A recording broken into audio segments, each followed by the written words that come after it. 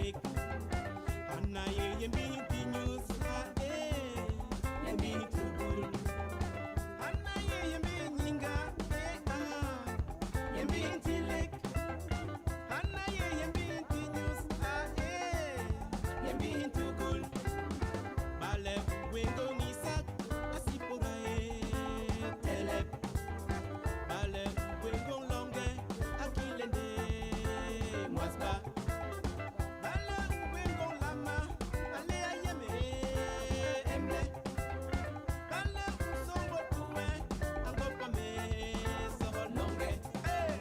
Me kwes bingon bem gida bisak, ni chonchap. Me kwes bingon bem gida bisak, ni mismap. Me kwes bingon bem gida bisak soho, ni nyowap. Me kwes bingon bem gida bisak, ni tongme. Me kwes bingon bem gida bisak, ni popoya. Me kwes bingon bem gida bisak, ni kwetmap. Me kwes bingon bem gida bisak, ni matomap.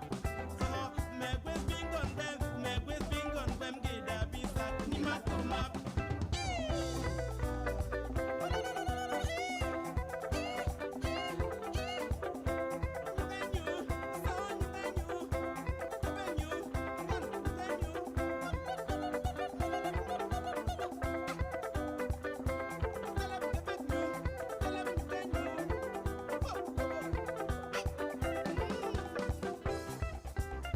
Good evening, everyone. I'd like to ask the clerk to call the roll, and we'll call to session this, call to order this session of the Tacoma Park City Council. Clerk, call the roll, please.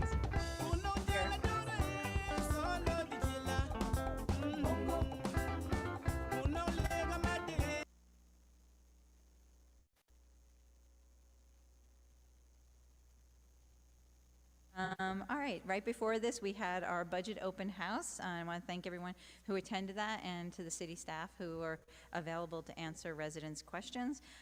Tonight is our budget work session. We will look at options for service and program reductions, and I'm going to turn it over to the city manager. Thank you very much. I appreciate the many suggestions that we've received by council members and residents for improving our budget document and our process. I think that you can see that we've focused on transparency. On the website, we have access to our budget.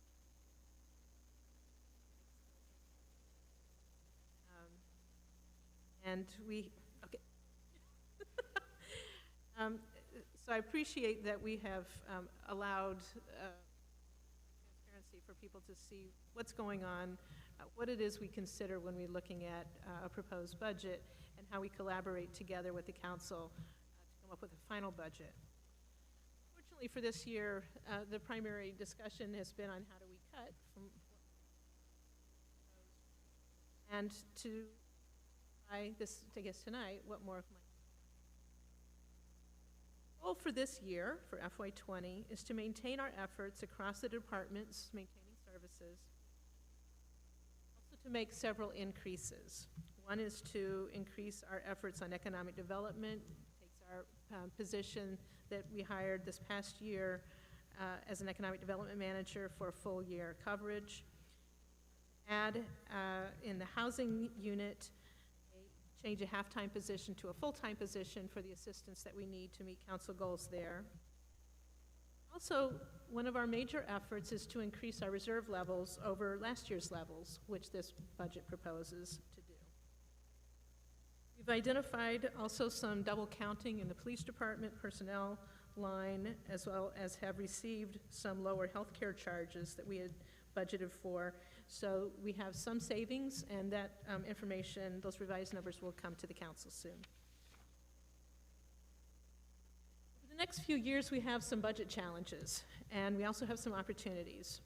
One of the things to keep in mind is that the lower assessments that we received this year will affect us for at least 3 years until the next round of assessments.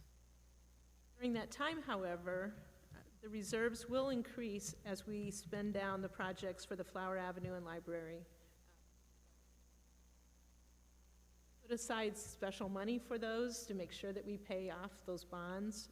And as those are freed up, it does go to our bottom line, to our reserves. So that will help build up the reserves faster than it would normally occur. Also, coming up, not this year, but in FY21 and then starting in FY23, for the future, debt payments will decrease. So that's something that we don't have as an issue for FY20, but for FY21, it goes down by about 150,000. It bounces up a little bit in FY22, and then starting in FY23.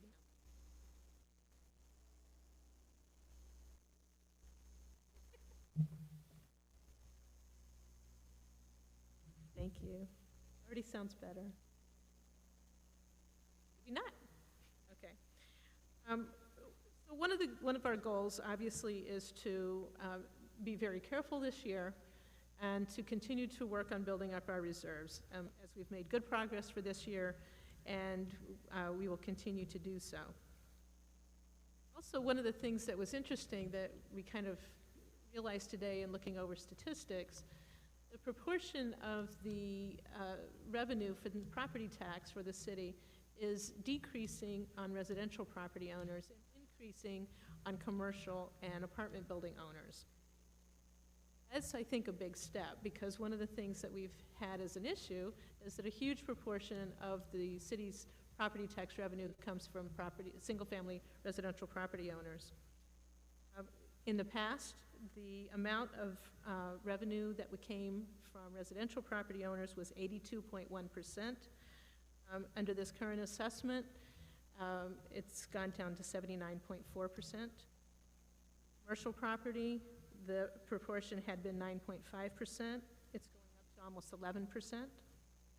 On apartments, it's going from 8.4% to 9.65%.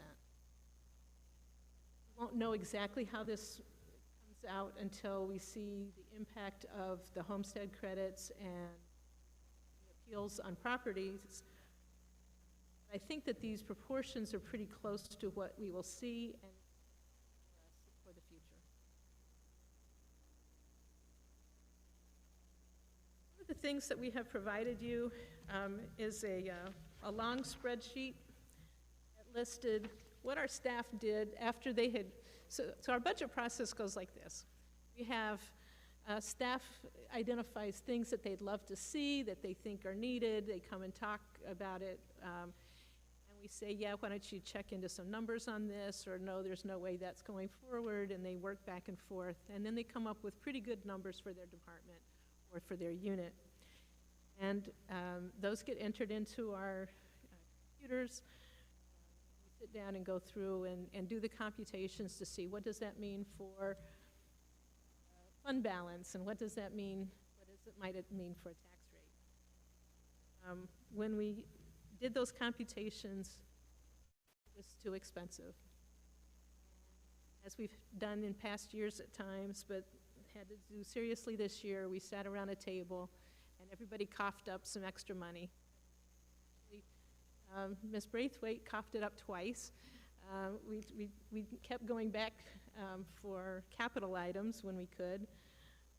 But we went through a fairly stringent process, and people said, well, to meet the council's goals and to maintain services, I have to have this, but I could give this up, or cut back the hours on interns, reduced any kind of conference money, or in different ways.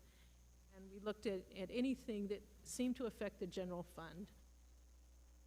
Obviously, if there's grant monies or those kinds of things, revenues, that's not something you cut unless there's a general fund component.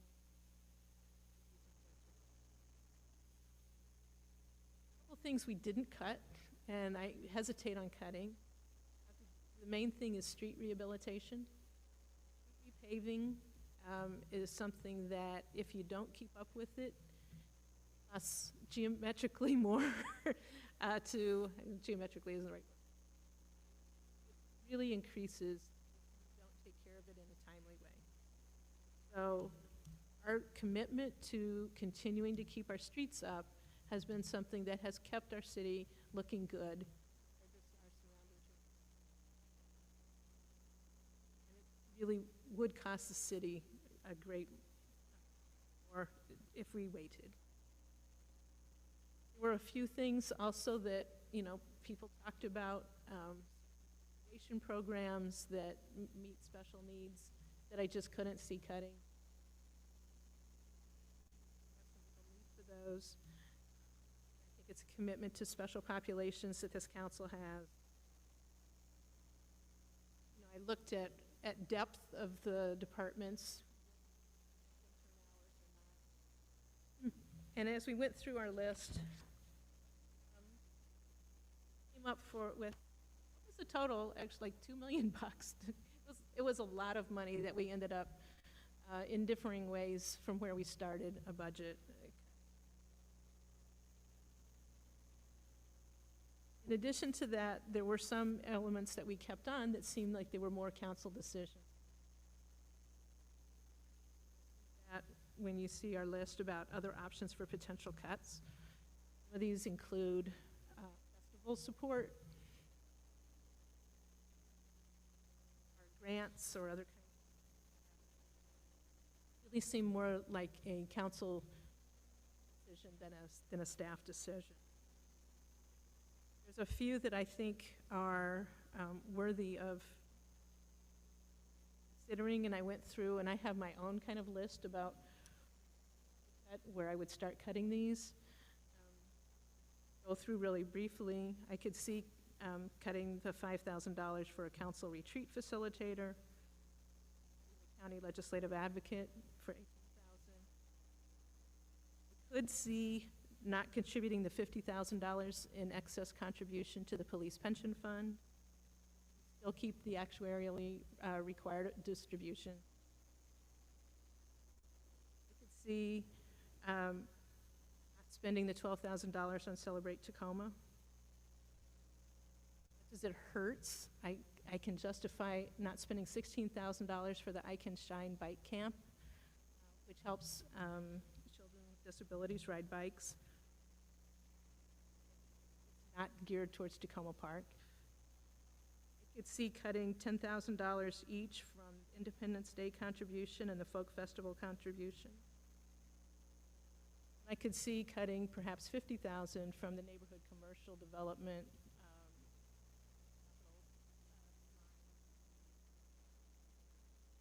A particular amount we don't have a designated spot for, but as we're looking to work with small businesses, if there are things like some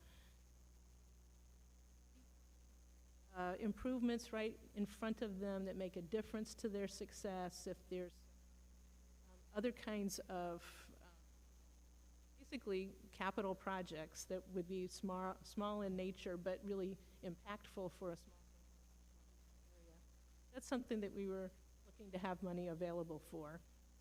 What our economic development manager would have in her toolkit when talking with folks. Not absolutely allocated, it could wait, but it is something that we're trying very hard to be helpful to our small businesses in particular, and do those kinds of things that they wouldn't have the capacity to do on their own, especially if it's in the right of way. I'm going to just open it up now. I'll say a couple other things. I looked through where I could cut. There's a couple areas. Other than making the corrections to some of the personnel numbers, I cannot see cutting anything out of it. I think our police department is right size. Programs and efforts that it have are the correct. We, I think, have made remarkable progress in our department.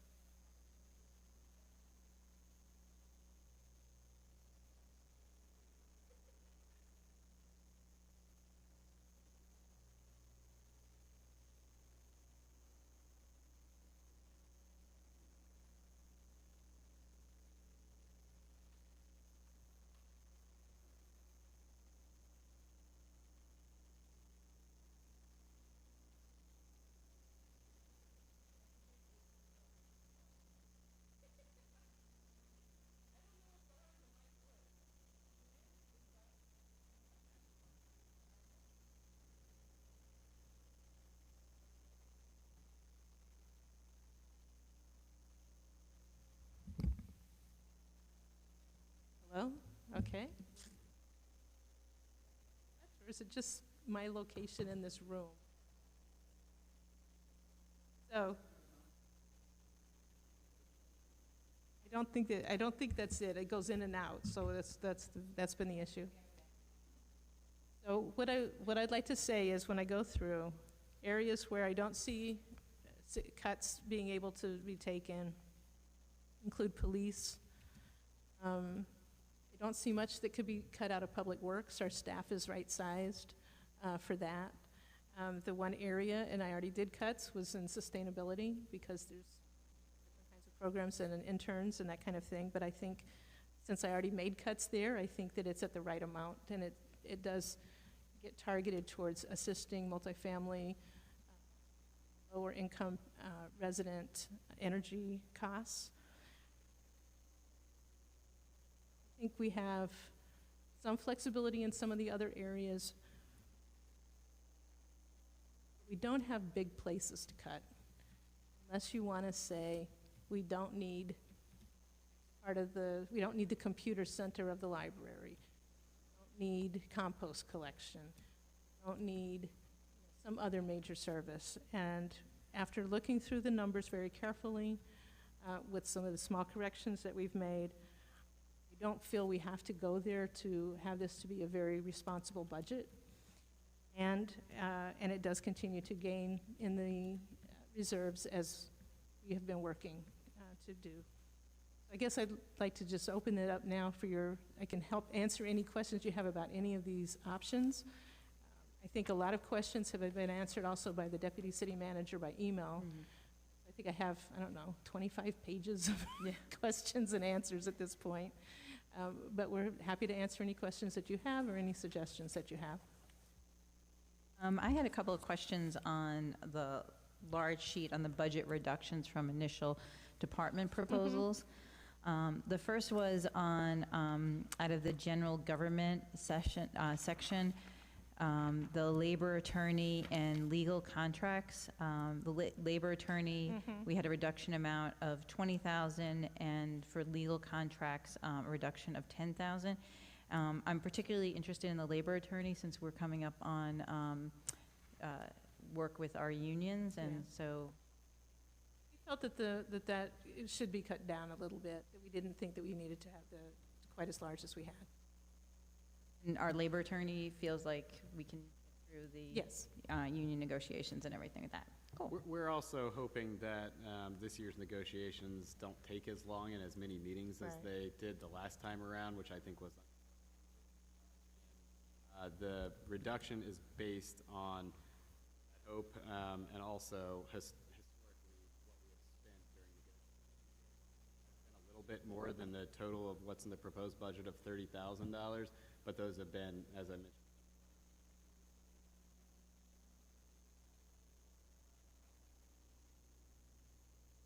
I think the issues that are likely to be on the table are not as significant. Then under recreation, the after-school programs, the contract for after addition, budget was significantly cut down.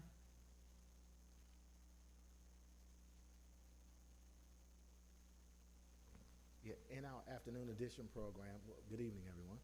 In our afternoon edition program, as a part of the program, we offer contracted clubs for the participants. In lieu of offering those contracted clubs, we would just have staff offer some of the club options, for the kids, and we'll cut down the number that we actually have. Is this cutting actual programs, or? No, it's not cutting the program. For instance, we have a dance club where we bring in a contractor to actually teach dance to some of the aftercare kids. And in lieu of bringing in that contractor, we'll have a staff person, take the kids or develop different clubs so that the kids can participate in addition to the afternoon edition program. All right. And then my final question was on communications. The line that cut the 24-hour film festival, Tacoma Radio, and the Amharic host. More about that.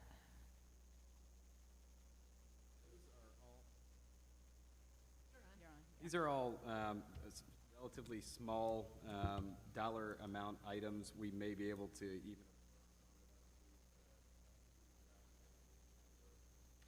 work on a contract with a. When we were working with departments to get to where we felt we were comfortable with expenditures in the proposed budget, everybody put some skin in the game. In many cases, smaller dollar amounts. You know, communications is a relatively small budget, and everybody was contributing.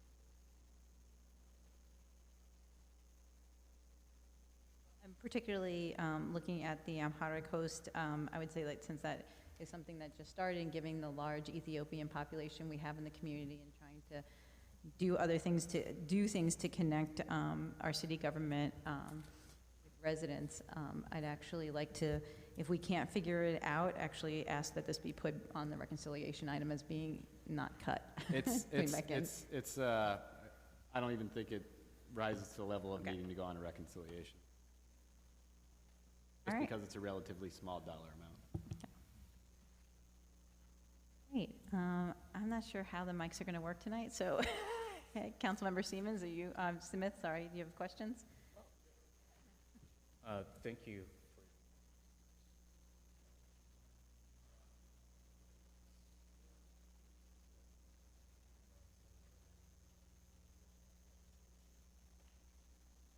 You had the two ladies in, the two women in, and we paid $5,000. That's what we considered the Yeah. facility.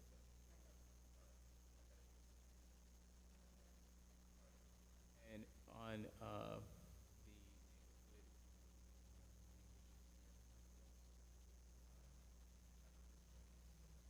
right to keep some of that.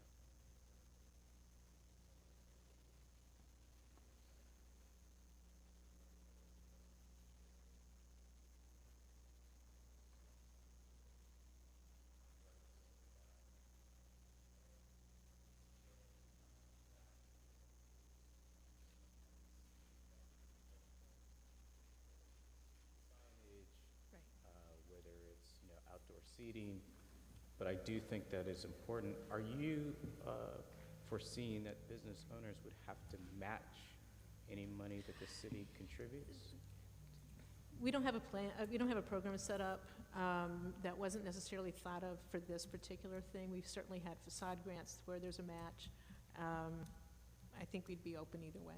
Okay, I would like to see that business owners put something into the pot, that it's not just that the city has to make that contribution. I appreciate that. I think sometimes this is more geared towards improvements in the right-of-way as opposed to on the property, but I certainly agree with you about that help. And third floor renovations, that's something you didn't discuss. Can you go into more detail? Sure. So there's a couple things in the city buildings, third floor. If you go up there, we've got, on both ends, 2 reception areas that are very unwelcoming, and people don't sit there. We have, they're kind of functioning as informal storage areas. There's some areas where we do need some more room for example, for our city TV staff and for our IT staff. We have a need for a lactation room. We have some desires for a few security updates. And so we're getting some estimates about what could be done in there. Some of it can be paid for out of the cable grant. That's capital money. Some of it, I think, we're obligated to do kind of for HR reasons with the lactation room. And so we're still trying to get some specs on what that exactly would cost. I'd urge us to keep it in there, especially as we're filling in the atrium, about how the spaces kind of change, but we'd still talk to you about what that really looks like when we get a full plan. Okay. On the I Can Shine Bike Camp, Yeah. if we cut that, that's fine. Jared, can you, sorry, I've been getting a text that people can't hear you. On the I Shine Thank you. Bike Camp, Yeah. I would prefer if we did cut it. I mean, Okay. Sorry, just to clarify, do you want to add that to the reconciliation list? Yes, to Just because cut. I'm keeping track of things. Yes, to Okay. cut. Yep, I was actually just going to ask the same question for process purposes. Councilmember Smith, for example, mentioned the neighborhood commercial improvement. What's provided in the other options for potential cuts list, we're going to consider still in the budget until we get direction from, all it takes is one council member to put something on the reconciliation list. So far I've got I Can't Shine Bike Camp as one thing, but. 50,000 on the Neighborhood neighborhood commercial. improvement. Okay. And I would like to see us fully fund Independence Day and the Folk Festival, because, you know, they did have problems trying to get money last go-round. And can you give us more details on the 188,000 for interns? What is So that? we have interns in a variety of different departments. Some are just for a small little project, and then some work longer hours, and such as in our planning unit. We can provide some information on what each of them does.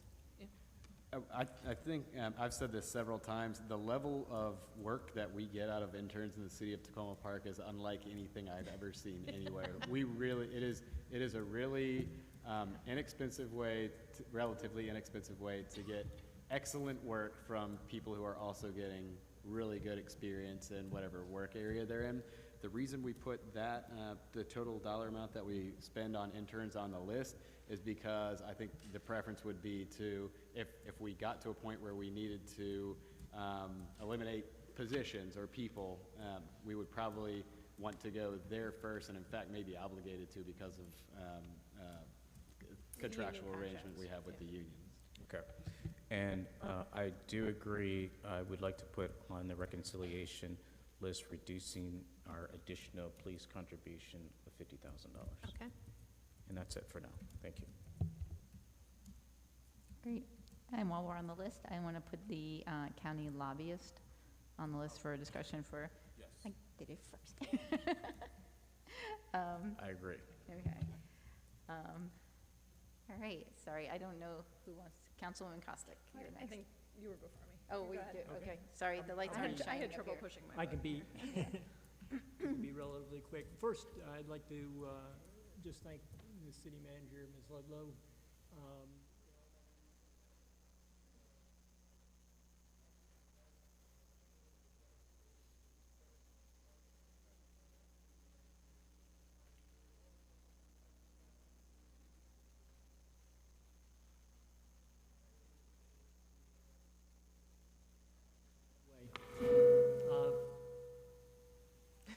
Excuse me. I was going to ask for the procedure for this, Mayor, but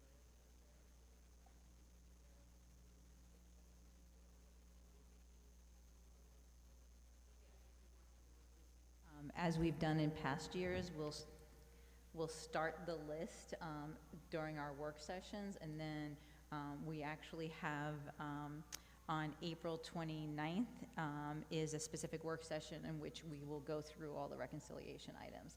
So you can add something, or if you have something you want to add, and the staff can also ask questions about. Also- Or you can ask questions of the staff. Also, I think you put on late on the April 24th regular council meeting, a chance to talk about reconciliation, so we can make sure that we have that list together pretty well on the night of the 24th. Mhm.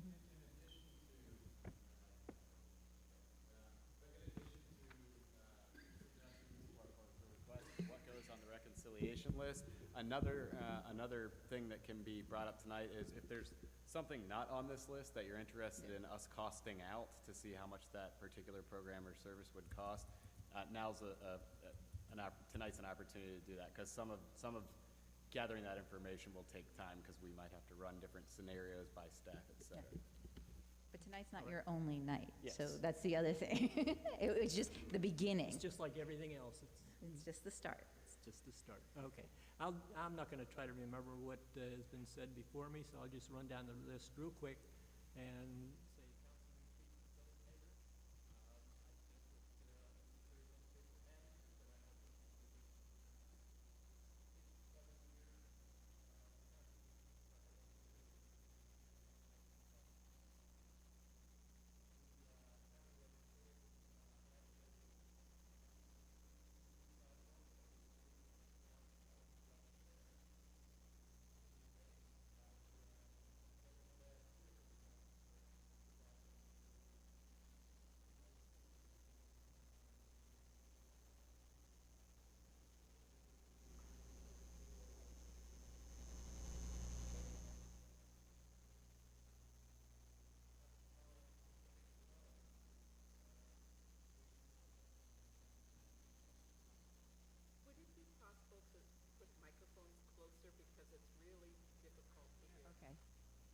Thank you.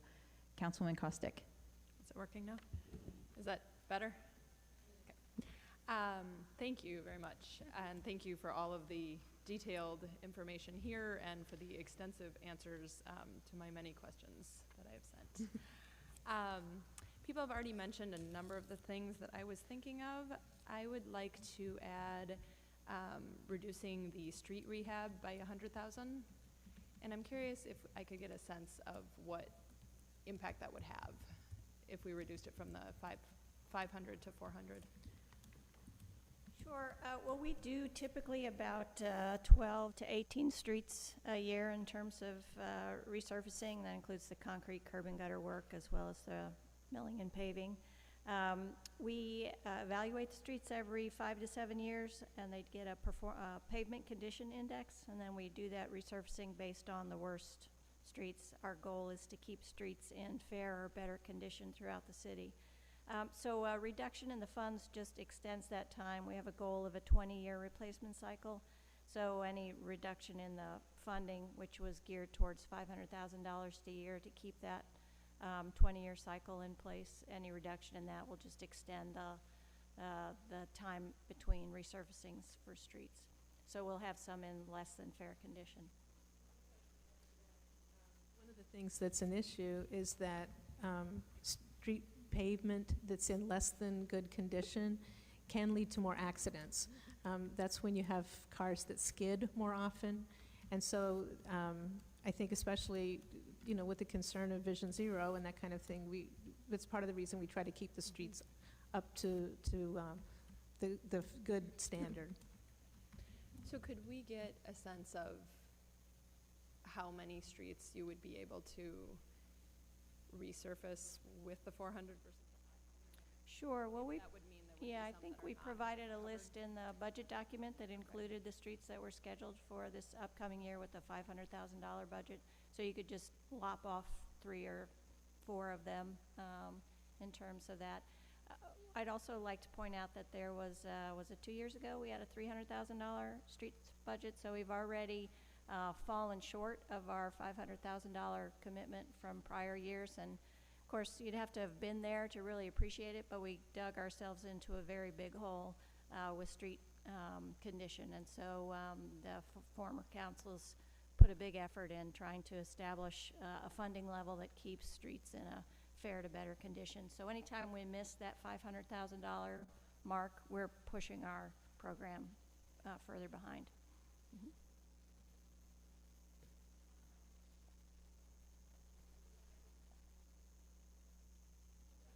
Yeah.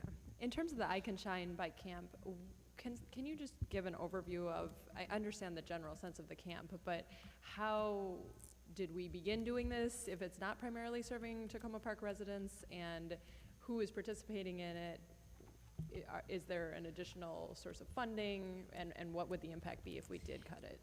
You know, I'm trying to remember a little bit of the history of it. Do you know? I think it was an offspring of the Safe Routes to School program, and we previously, actually up until the current fiscal year, were receiving grant funds to help offset those costs, but those dry up this fiscal year, so we'll no longer be getting grants to help fund the cost for the camp next year. I think that the I Can Shine had been handled by another entity before us, and that fell through, and so they were looking for a source, so they came to because they knew we had the Safe Routes to Schools program, they approached us, and we were able to handle that. But it is a significant commitment of money and staff time. A lot of volunteers participate in it. I mean, Yeah. people feel wonderful about it. But I think only one student out of 19 is from Tacoma Park in the coming Do you session. know, are there any other nearby sites that do it? I don't think there are. I think that was part of the issue. And I will just say, I may favor agreeing that it should, because it will cost us in the future $16,000, but the other benefit of having in the community is that many teenagers who are in the community do serve as counselors for the camp. So there's Yeah, I that think benefit. a vast majority of the volunteers are Yeah. Tacoma Park residents. Yeah. And then, and this might be a question for others in the community as well as for staff, but what would the impact of reducing, say, the folk festival amount? You had mentioned possibly reducing that by 10,000. What impact would that have, or what is that currently going for? So Do we I have a believe sense that of what they that's had being been, for years, I think we were doing 10,000, and then they asked for 20,000 as they kind of did their comeback, and then they asked to keep it at 20,000. They do a lot of fundraising elsewhere. We also do a lot of kind of assistance in other ways besides those funds. So that's one area where I think that they could make up the difference. With the Independence Day Committee, I think one of the topics that will be a part of your discussions has to do with the change away from the fireworks. The fireworks were quite expensive. The city had committed to paying the amount for the fireworks. Without doing the fireworks, it's not clear that that full amount would be needed, but that's a thing that we could hear from the Independence Day Committee. We've not asked them that question. Okay. And then I was looking at this is not on the list here, I was looking at the CIP and the public art line, and it looks like there's a proposed 45,000 in FY20. There was 43 in the adopted budget last year, and only an anticipated 10 that will be used this year, this FY19. The previous year, we had, the city had adopted a budget with 27.3, and only 6,600 was used. So I'm curious, it seems like there's a trend of not using that money. Is that an area where we could look at reducing? So we've intended to spend that money every year, but we've had a lot of turnover in the staff in that position, which has resulted in us having to push it off every year. So that money that's not getting spent is just basically being put back in the pot and carried over to the new fiscal year. So we haven't spent it. We have a great person in that position now who's already planning ways to use it for next year in collaboration with the Arts and Humanities Commission. And hopefully, if it remains in the budget, we'll be able to spend the $45,000 in fiscal year 20. And if I can address that as well, I mean, besides the fact that, you know, we've had this in the program in the past, one of the things that I really looked at going into this budget was, did it make sense to cut a lot of the arts and humanities staff, activities, whatever? And I got tremendous pushback, particularly from our economic development managers, saying, no, arts is part of economic development, that it is part of what sets us as a special city and helps attract people to our community, and it helps the artists that are entrepreneurs in our community. So I will just say that there's different points of view on that one. We don't have a specific, I think, piece of artwork that we're looking at, but certainly there's a program and an interest. For our next meeting, could we get a little more information about what 45 might entail, as well as what could be done with maybe 25? We can look into that. I actually provided a response to this Okay, sorry, I know I asked 5 this, o'clock yes. before the meeting, so I'm not surprised you haven't looked at it yet. But there's a process where they seek proposals. The arts and when I mentioned earlier that the arts coordinator works in collaboration with the Arts and Humanities Commission. So, I mean, who knows what would come from those proposals? We can provide some, I guess, examples of different things that could go around the city, but we don't really know until we put a call out for public art proposals. Mm-hmm. I will say we just passed the culture, what was it called? Cultural plan, like a few months ago. So in terms of thinking about that budget and what the plan we just passed. Thanks. That'll give you some, Yeah, thanks. I'll take a further look at that. The other, I had two other questions. One was in terms of, I feel like it's somewhere on one of these things that we looked at, the employee recognition line. That seems like something that is a little all over the place in the different departments. Some are like Right. 500 and some are 2,000 and Yeah, so 4,000. so there's two things that are in the line that are called employee recognition in the different departments. are, one is a small kind of holiday bonus from a grocery store card of $30. And then the other is if an employee reaches one of the milestone anniversaries, 5 years, 10 years, there's a bonus payment at that time. And so that's why it bounces all around. It might be that one particular employee just hit a 20-year mark or something. And so it's very inconsistent. It really depends on the actual people within that department.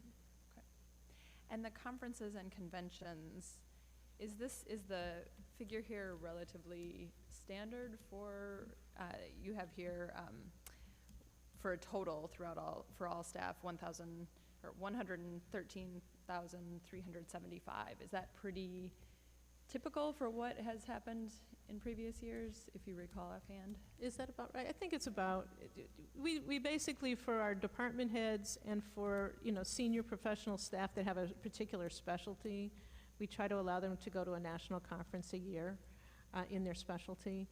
And then for lower level positions, we kind of rotate them, and we try to take advantage of a lot of local and, less expensive regional kind of programs. One of the things that, because we have so few staff, this is an opportunity for them to actually talk with somebody else in the same field and get some good ideas and things. So it's cheaper than hiring another staff person, and it does provide a chance to really think of best practices and those kinds of things. So we watch it. We cut it back a lot for this year, but it is something that I do think has been valuable for the city. And then my final question, and I apologize if this has been sent already, and I haven't had a chance to review it, is a sense of the commercial property tax rate, and if we were to increase that rate, what the impact would be based on assessments. Right. So what I ran one number, and I haven't run another number. Okay. If you took the amount that, without the new proportions of assessment numbers that I got just late this afternoon, with the previous proportion, instead of having a tax rate of 55.6 cents, you'd have to go to 70 cents to make that difference for the commercial properties. And that, to me, is a significant hit. When I ran the numbers this afternoon, the difference between the higher assessments of commercial properties, if you compare kind of what the old proportion was to the new proportion, takes up about $200,000. So we're making up about $200,000 of that $320,000 simply by the fact that there's a greater, higher assessments for our commercial properties. So the actual tax difference would be lower now, but I haven't run those numbers again, Casey, and I'll need to do that. And was the 70 cents, was that figuring on making up 320? That's or right. The 120? The 320. Could you also run it for making up 120? Right, so I'll rerun the numbers. Okay, Yeah. thank you. Mm-hmm. And also, just a reminder, I'm correct that on the commercial property tax, that's realized in 1 year. It's not phased in like, the assessments are. So the assessment, so for commercial properties, they still phase in over 3 years, Okay. but they don't have a 10% cap like homeowners do. And the increase in the commercial properties were really quite substantial. And while there were 37% of the residential properties whose assessments went down, there were only 3% of the commercial properties whose assessments went down. Most of them went up fairly substantially. So I think this is where there's interest in the purple line and what that might happen and bring. And I think that was realized in these new assessment numbers. So there's that. I certainly will rerun the numbers. One of the things that obviously we're trying to do is to build a good relationship with our commercial properties and businesses. And so that's something that we're trying to weigh as well. Great, thank you. Councilmember Kovar?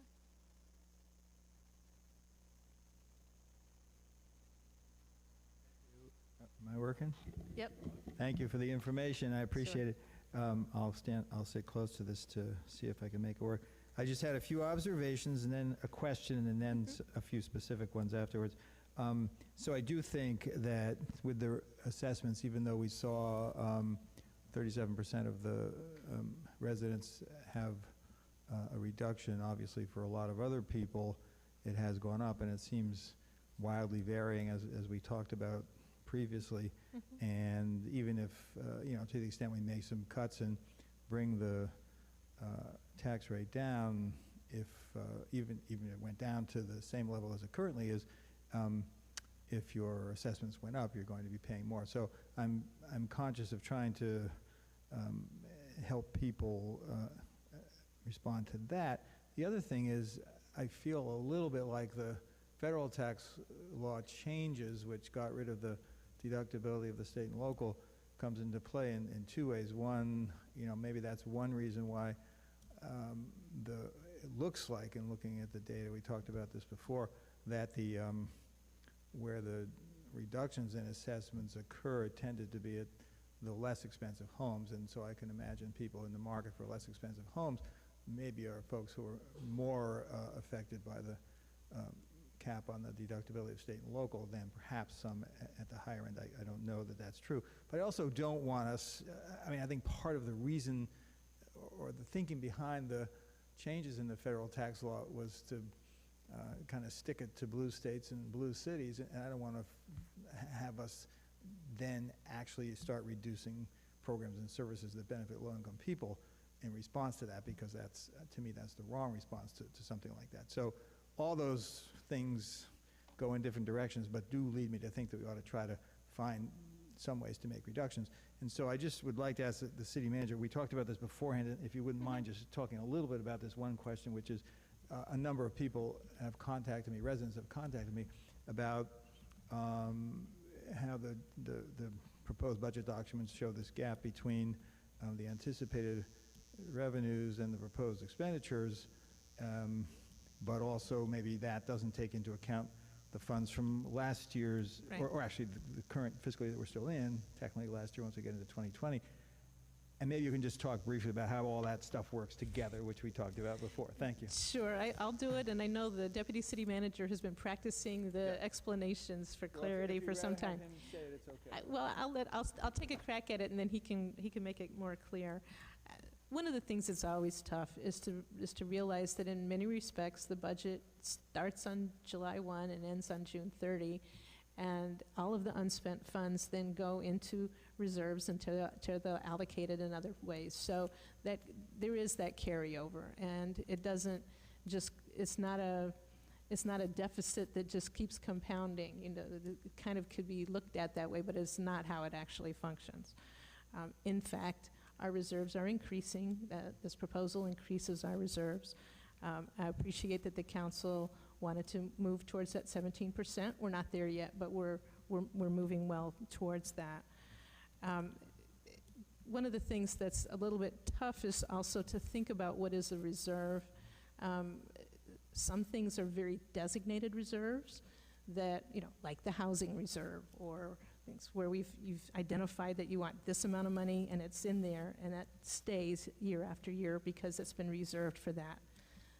The fund balance, which is this other monies, is also referred to as a reserve, but it hasn't been something that you've designated a certain amount for. It's just that it's something that you're looking to ensure that there is a cushion for that ins and outs through the course of the year. That's what we aim for the 17%. So some of this is some terminology. It's not that there's a compounding issue. The other aspect of this, and this is a part that we look at really carefully, are what is the difference? Can ongoing tax funds pay for ongoing services? So it's one of the reasons that there's a difference, and that there is this difference between revenues and expenditures, is that we have one-time capital expenditures. And so that goes with the excess funds that are left over from the previous year, go to those one-time expenditures. It's not an ongoing deficit year after year for one-time expenditures. So that's part of the area that makes it a little bit unclear. I feel very comfortable that we have adequate funds, that we're handling this the right way, provided that there's a little bit of a tax rate increase this year, so that we can continue to make sure that the ongoing expenses are paid for by ongoing revenue, then I think we're in really good shape. And Deputy City Manager, why don't you clarify what I just said? I think you did a great job, actually. I think a lot of confusion has come from the use of the phrase reserves, which means the same thing as fund balance or undesignated fund balance or fund equity. There are countless terms that can be used to describe the same thing. And you know, the key point that I think we need to make is that we expect that, given the proposed fiscal year 20 budget, reserves, what we call reserves, which is actually the undesignated fund balance, will actually increase from the current fiscal year to next year. When we have said that we have to use reserves or fund balance to make up the gap, that's a budgeting practice that you use. We identify where we project we'll be at the end of a current fiscal year, and as we're developing the budget for the next fiscal year, we apply whatever savings there are, and savings is another thing that reserves or fund balance could be referred to, apply it to the next fiscal year. You know, if taxes had increased marginally over the last few years, we may have not had to even use fund balance in order to close the gap for budgeting purposes. So when we say that we're relying on or using reserves or the fund balance, basically what that means is we're showing how we're closing the deficit while we budget for the next fiscal year. Hopefully I didn't muddy the water, actually, by what I just said. Okay, I'm happy with that.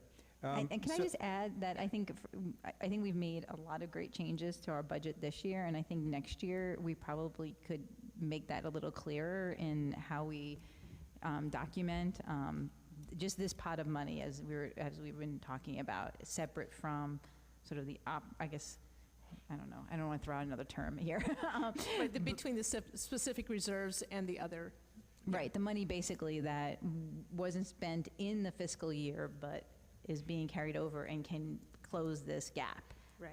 So I know because I'm the Secretary Treasurer on the Council of Governments, and we call it, there's the operating reserves, which need to be, you know, X% of the budget, and then there's the undesignated, unrestricted reserves, and that's what this is, and it makes a little more sense. Yeah, we can next year have probably two different budget lines that show the transfers in and out of the undesignated fund balance, just to show kind of how savings from the current fiscal year are applied to the next fiscal year. I think that would help.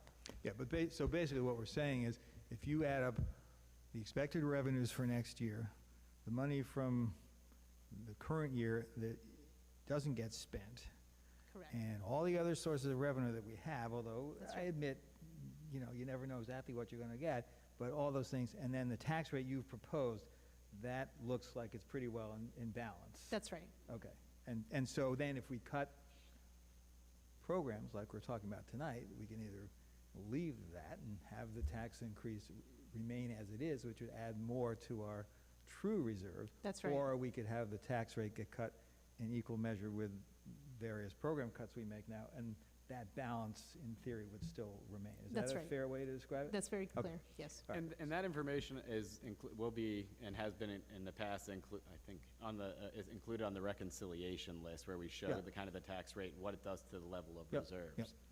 Okay, thanks for that little tutorial. So just a few questions. On the larger spreadsheet, and this is one that connects to the police department, I just wasn't sure what was meant. It's the first line, and it said community police consulting. Now, is that actually hiring that position, or is that something different? Have the chief speak to that? Good evening. This one works really well. That actually was to bring in a consultant to show the police department how to implement community policing. And when I came in, we thought about what exactly, I guess I'm having the same problems now, what exactly we need to do. We've implemented community policing. In my opinion, we don't need someone to come in from the outside and tell us how to do community policing. I think we have enough institutional knowledge from within to do that. So is that the initial request was 149,000, and the reduction amount through the budget was 40,000, so that there's still 100,000. No, that's the total for the entire police department. 40,000 was for the community policing consultant. So the rest of it is for the various activities that they do to implement community policing. Oh, okay, so it's just the way it's listed. It I looks think like it's, that's I think all it's for just the consulting. description is Okay, not that- clear. That's fine. A second thing, I just got this this question in the little gathering I had, one of the gatherings I had for Ward 1 people, how the number of speed camera staff works. I think there are 3 speed camera staff, and so people say, why are there 3? So, then why are Would you there like to 3? describe what the 3 do? Yeah. Sure. The 3, it's 2 sworn officers and 1 civilian officer. The 2 sworn officers are our traffic enforcement officers. There's a supervisor who manages the entire unit. There's an officer who is the traffic officer that goes out and does traffic stuff, but they also monitor the different devices throughout the city. The civilian is the administrative person that processes all of the tickets and so on and so forth. So that's basically what they do is they monitor the whole, or they run the whole program. Sworn officers going out and citing people, or are they just reviewing the speed camera information? They're doing both. Okay. So one of the things years ago, when we got a lot of speed camera money, there was a movement to actually to use the funds for a number of officers. I think it got up to 6 officers. And that was not sustainable. What we decided to do was to restrict any of the speed camera funds to go, in terms of personnel, to ones that were either associated with the program itself or with traffic enforcement. So that's why it's got just a small unit. Okay, thank you, that's great. One other question, not about the police. So just on the housing reserve, I just wanted to make sure I understood the 2 components. So part of that is money that we're just proposing to put in, $200,000, and then a little extra comes from the rent? From the NDC junction, ground lease, yeah. So what are the 2 amounts? I think it's 10,000 from the NDC program for this year, and the Okay. rest is the All right. contribution. So then I wanted to run through, similar to what my colleagues did. So I agree on removing the funding next year for the council retreat facilitator, and I agree also on the county advocate. We don't need that in my view. I thought it was a good idea, but it just didn't seem to work for us. I guess I would put it that way. The police pension add-on for $50,000, I agree with that. On the commercial center improvements, I know Councilmember Smith talked about the 50. I was thinking of the whole 100. I wasn't really sure what it was for. I have a better idea, but if we could put the 100 just as an item on the reconciliation to talk Okay, about, I so would put it both appreciate at 50,000 or an Yeah. added 100,000. The conferences, I mean, I thought we could reduce the council conferences and the staff conferences, maybe 10,000 each, but if you can tell me what that would mean, I thought I could force myself not to attend the conference if that would help. Any So we thoughts can on look at that? maybe like what that would actually mean to do that? Sure.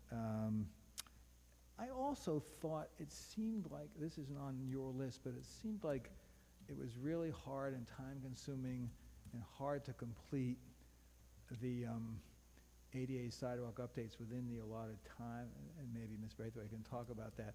So I just wonder whether the amount listed with both state highway and city streets is just more than we could really possibly get to this year.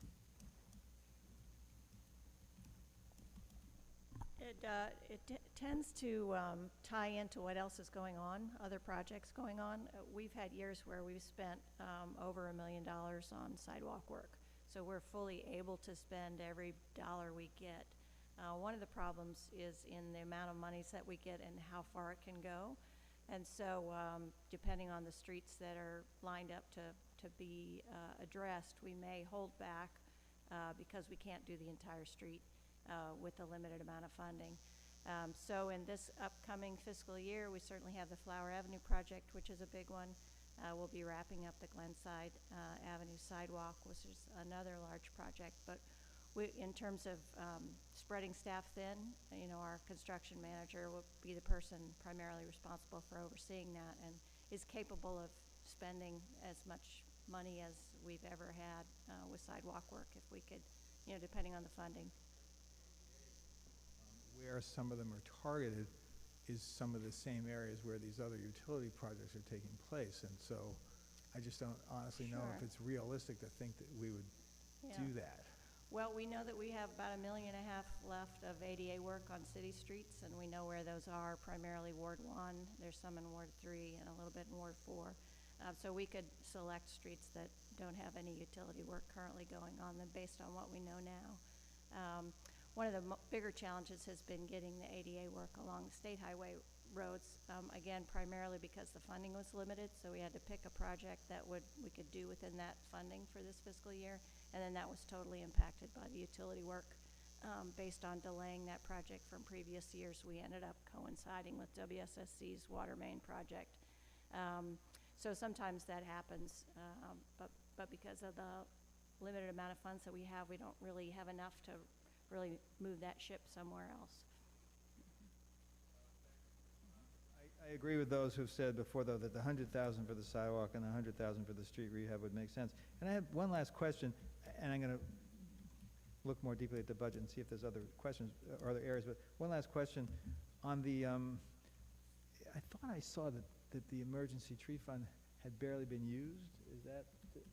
Am I remembering that correctly? Yeah, there's only been, I think I'm there's sorry, only been Darryl, I there's forgot. only been a couple of folks that have used it, and you know, these have tended to be in emergency situations when the person couldn't Right, afford to right. deal with it.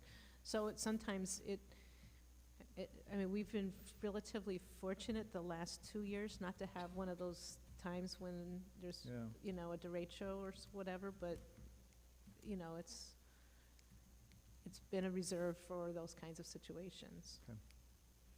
All right. Thank you. I'll stop there. Great. We had a couple of questions. Yes, real quick things on the community partnerships. I just wondered what the amount would be for Lunch and Learn. This is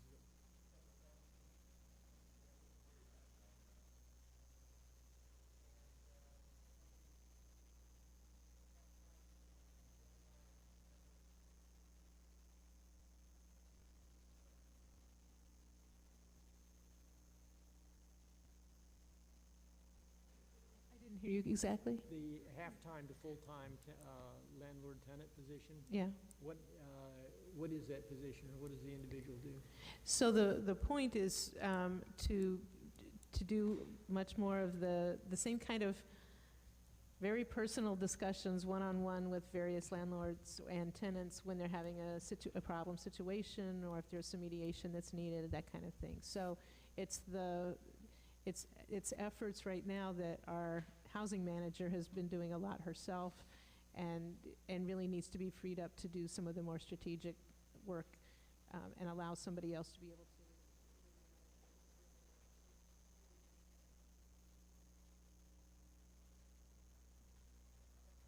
Regarding, I know in the past, we did have consultants who worked for the city in working with tenant associations in the community, and we've kind of moved away from that. So is there any savings in that would go towards this position, or has that money been reallocated? I think we've already taken advantage of those that savings. Okay. Yeah. Yeah, I actually think we're spending more on that just because of the level of services that are needed.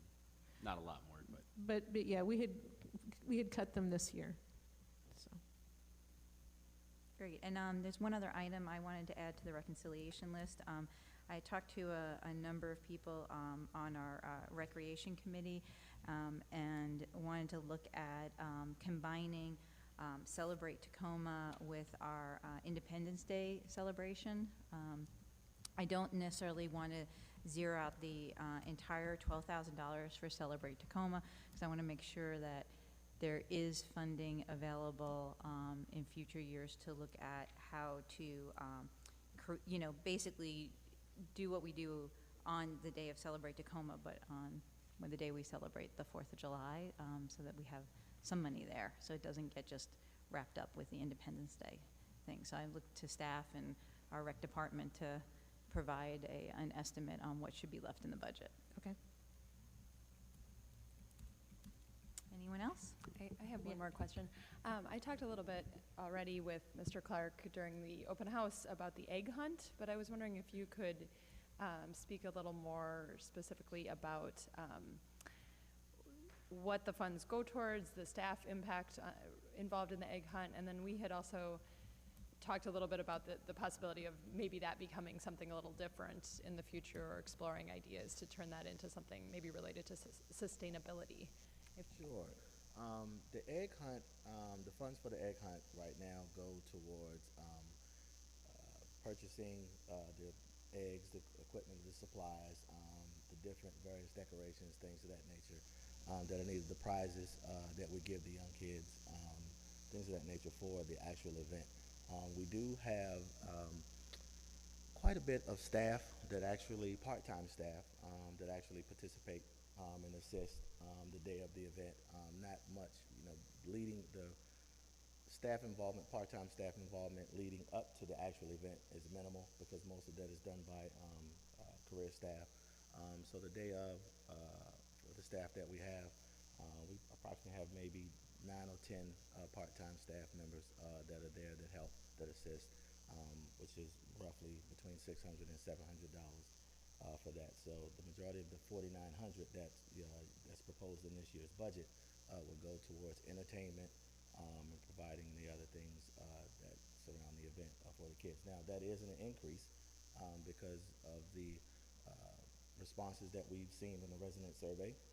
It said that residents wanted us to beef up our activities for the community for that. So, and what was the other question? Related to possibly looking into revisioning that, or Yes, combining some other effort. All right. About six or 7 years ago, we made the decision to remove the name Easter off of the program. So we actually called it the Egg Hunt. And in staying with that thing, we actually evaluate our special events yearly, right after we actually have it, and we do a survey and things of that nature.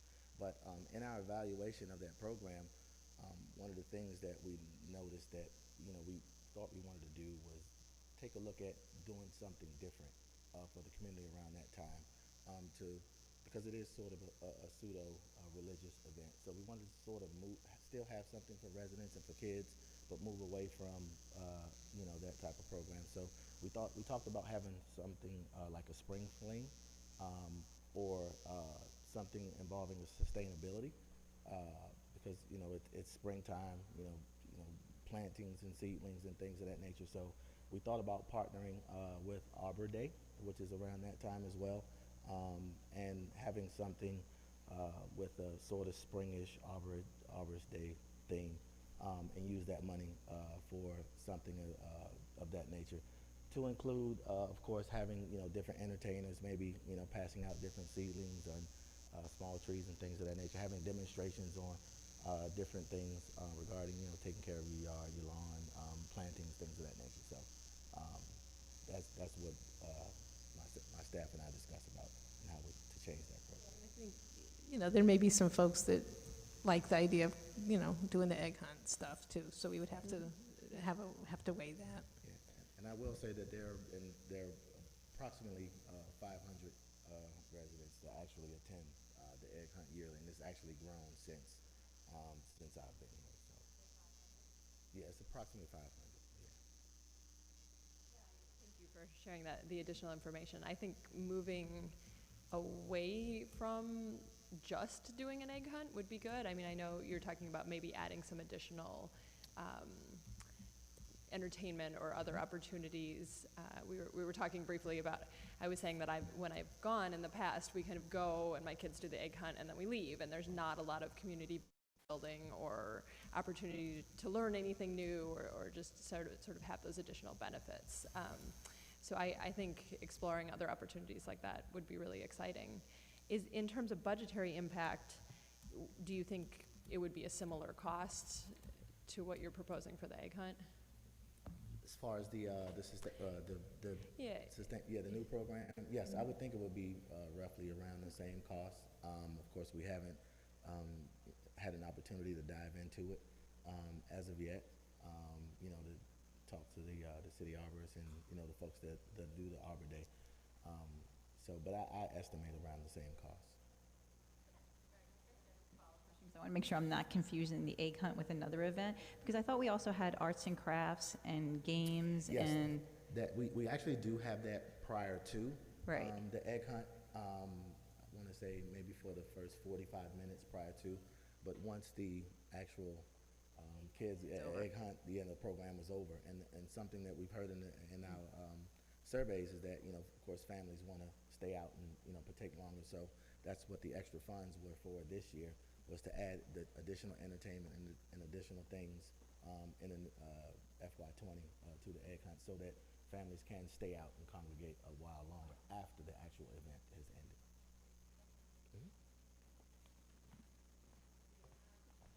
One other thing, not to prolong our meeting, but I also talked a little bit about the library during the open house, and I had received some feedback and concern from some residents about the reductions that had happened in the initial budget prior to what we're considering now. And I was just wondering if you could speak a little bit to the capacity to continue to serve the community despite reducing the budget in some ways.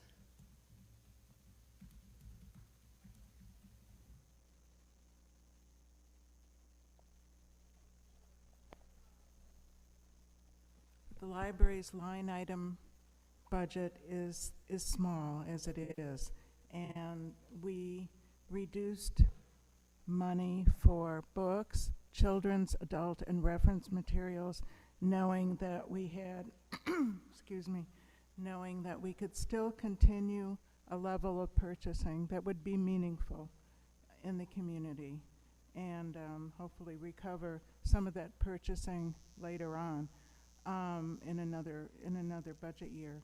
And also on the assumption that we may be moving to another location, relocation and storage of library materials would limit the amount of new purchasing we could do during, you know, while that was going on. So, you know, that was part of the thinking too.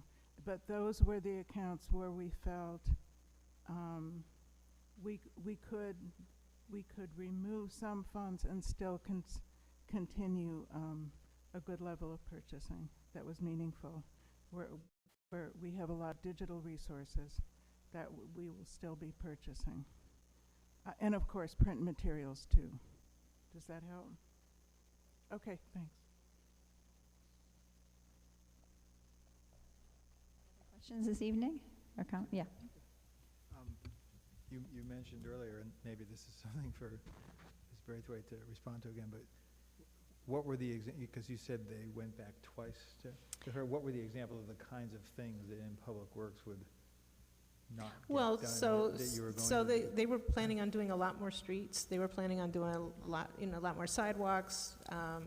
There was some sustainability intern money, extra. I mean, there's a variety of things. So when you look at where you can make big cuts, sometimes you look at capital general funded programs. And because we don't have special revenues to pay for our sidewalks and streets, that's a place to look. If I have to choose, I cut sidewalks, not streets, because of the durability issue. But I also know that there's a lot of public interest in new sidewalks in their community, and there's a legal liability that we have if ADA sidewalk work is not done at a reasonable level, and we can be sued. It hasn't been, I haven't seen as many cases under the current president, but there's still in the Justice Department a fairly active process of suing state and local governments and county governments for not keeping and making real progress on ADA sidewalks. So it's something that we keep our eye on and we watch. So yes, I asked for big cuts, and we did them. Okay. Thank you. I just have one question. This has to do with the IT department. It's not a large amount of money, but regarding website maintenance, a $5,000 reduction, can you just elaborate and tell us what Yeah, I that's? think the deputy city manager. Sure, that pot of money is used for some of the plugins to the website, the third parties that we use for hosting, things like that. And every few years, we like to put a little extra money in there so that we can bring in the folks that we use to develop the new website to help us refresh certain things. And that, you know, as I mentioned earlier, everybody was trying to identify some reductions. We don't think that in the next year, there will be a need for a major refresh, maybe the year after that or 2 years after that. But typically, there are things that need to be done thematically or otherwise that we need a third party to help us do, and that's what those extra funds are for. Okay, thank you. Great. Any other comments or questions this evening? All right. Seeing none, I think we will adjourn, and our regular meeting will be on Wednesday evening.